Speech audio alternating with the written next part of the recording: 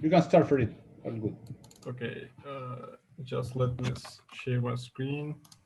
What was your chess score? I forgot that. It's around 1900. Yeah, ELO score. I'm sorry. I'm Yeah, sorry for the purist ELO score. I'm sorry yeah. about that. That's why I don't have an ELO score. So hi everyone, and welcome to the final presentation of the conference. I hope you have enjoyed it so far. And in this final presentation, I will introduce you Dispute Resolver, a general purpose arbitrable application that provides a standard arbitrable contract with an interface. If you have already used it before, probably it won't be an interesting presentation for you, but otherwise, I hope you will discover a useful tool in the next few minutes. At the end of the conference, you are probably already familiar with the architecture. Kleros smart contracts are built using two interdependent interfaces, the arbitrable interface and the arbitrator interface.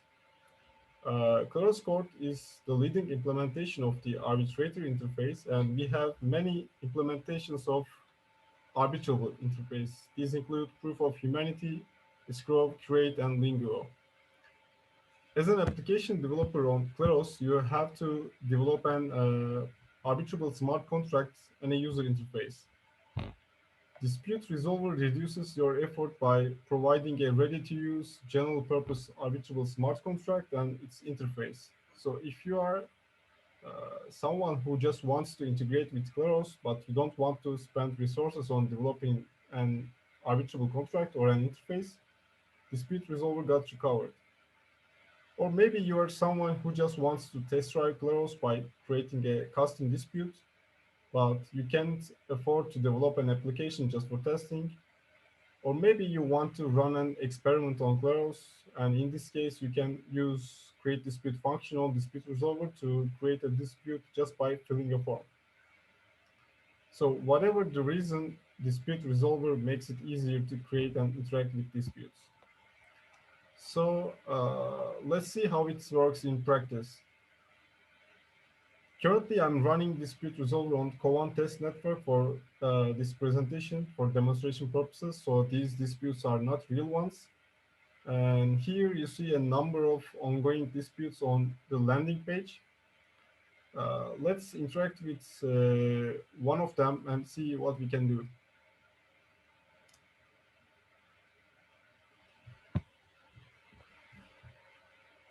Here we see details of a particular dispute. We see title, descriptions, primary documents, ruling question, ruling options, and their descriptions. Moving on, we have a evidence timeline in which we can see evidence events like dispute creation, appeal, timestamp if any, and evidence that are submitted in a chronological order. Also, we can submit an evidence, and we will submit one for demonstration.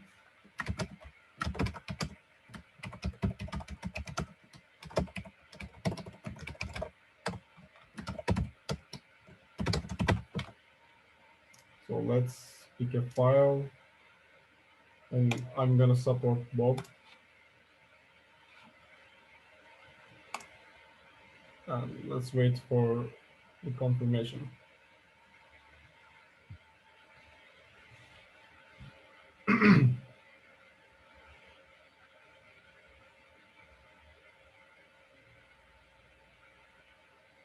Should be quick, yeah.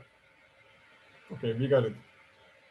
Uh, we just submitted a new evidence, and I hope this sheds light on the course of the case. So moving on, we have appeal section.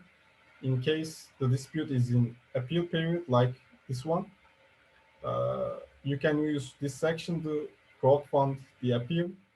As you know, crowdfunding appeals are incentivized by potential gains. So let's say you fund one of the sides of the dispute, and if the side you funded eventually wins the dispute, you share potential gains. So what we're gonna do is to fund.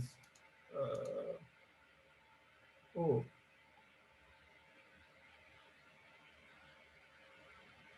I guess loser deadline is already passed. Okay, we are not going to fund in this demonstration. So next is to create dispute page. Uh, Here we see a form for creating a dispute. Using this, we can create any custom disputes. We can specify which court we want to interact with. Let's select non-technical. We can set initial number of jurors we want. Let's say it's gonna be 8. Here you see the amount of arbitration cost calculated. It depends on what court you select and how many jurors you specify. So in non-technical court, if you specify 8 jurors, then the price is this, and with the 1 jurors, this is the basic price. Uh, let's create an example dispute.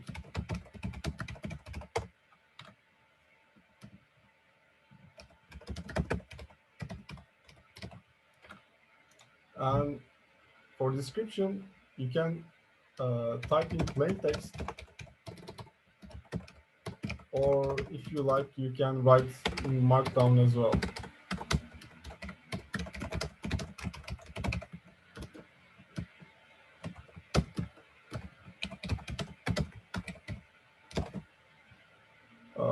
Here we can give a license to parties of the dispute. I will leave as is for this dispute.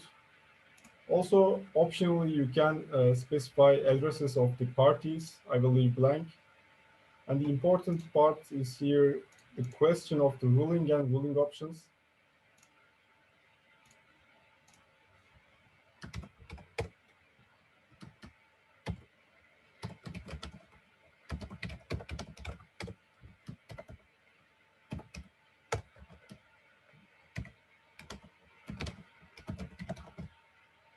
And finally, we can specify the primary documents of the dispute if we like. And by clicking this button, we can create a dispute. This is the one last confirmation. We can check if the information we typed is correct. And if we are sure that is correct, we can send it to the network. Let's wait for the confirmation.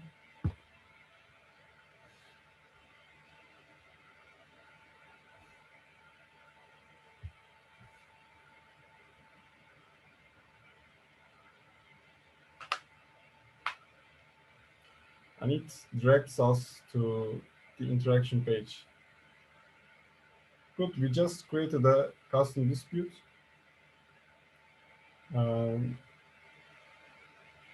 This version of dispute resolver only supports the disputes with binary rulings, but we are working to extend it to non-binary disputes in near future.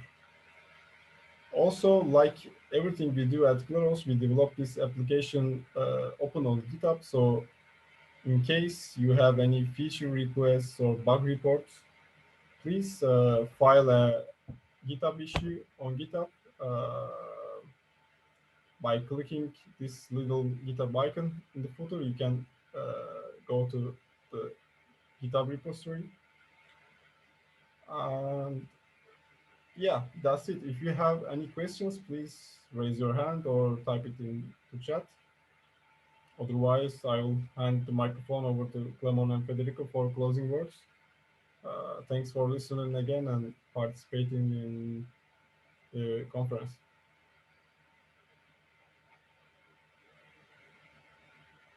If you have any question for him, you can ask it now. Then we will move to the final words of the conference. If someone is already still there, it's been like 2 very long days. I commend you if you are still there listening to us. Your head is going to explode of all this decentralized justice and blockchain. Well, personally, I very much liked all the talks in these 2 days. So yeah, it was a good conference. Okay. Well, it was our first conference, online. So hopefully we will improve for next time. But really, more hopefully, hope we will do it in person sometime, and we will meet again like humans.